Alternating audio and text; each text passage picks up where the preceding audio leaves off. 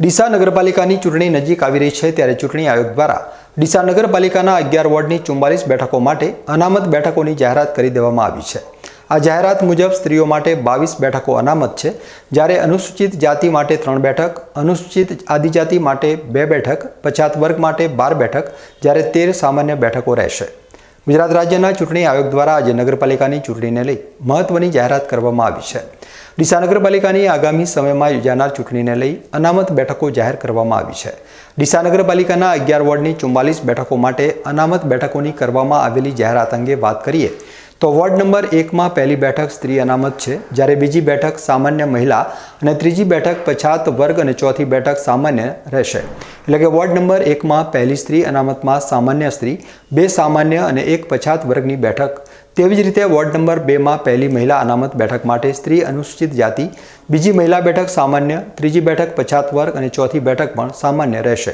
એટલે કે ward number 2માં સ્ત્રી અનામત બેઠક અનુસૂચિત જાતિની છે, જ્યારે બીજી મહિલા અનામતમાં સામાન્ય મહિલા અને ત્રીજી બેઠક પછાત વર્ગની બેઠક અને ચોથી બેઠક સામાન્ય। વોર્ડ નંબર 3ની વાત કરવામાં આવે તો પહેલી મહિલા બેઠક માટે પછાત વર્ગ, જ્યારે બીજી મહિલા બેઠક માટે સામાન્ય મહિલા, ત્રીજી અને ચોથી બેઠક માટે સામાન્ય ઉમેદવાર। વોર્ડ નંબર 4માં પણ પહેલી સ્ત્રી અનામત બેઠકમાં પછાત વર્ગની મહિલા અને બીજી મહિલા બેઠક માટે સામાન્ય ઉમેદવાર, જ્યારે ત્રીજી અને ચોથી બેઠક માટે સામાન્ય ઉમેદવાર। વોર્ડ નંબર 5માં પહેલી મહિલા બેઠક માટે સામાન્ય ઉમેદવાર, બીજી મહિલા બેઠક માટે સામાન્ય ઉમેદવાર, ત્રીજી બેઠક માટે પછાત વર્ગનો ઉમેદવાર અને ચોથી બેઠક માટે સામાન્ય ઉમેદવાર રહેશે।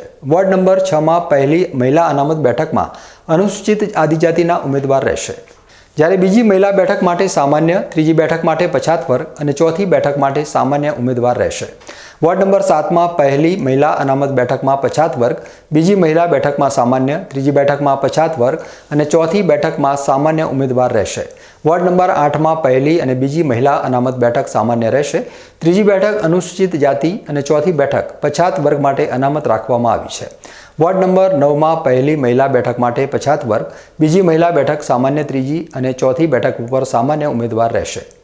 વોર્ડ નંબર 10માં મહિલા અનામત બેઠક માટે પછાત વર્ગ, બીજી મહિલા બેઠક માટે સામાન્ય, ત્રીજી બેઠક અનુસૂચિત જાતિ અને ચોથી સામાન્ય રહેશે।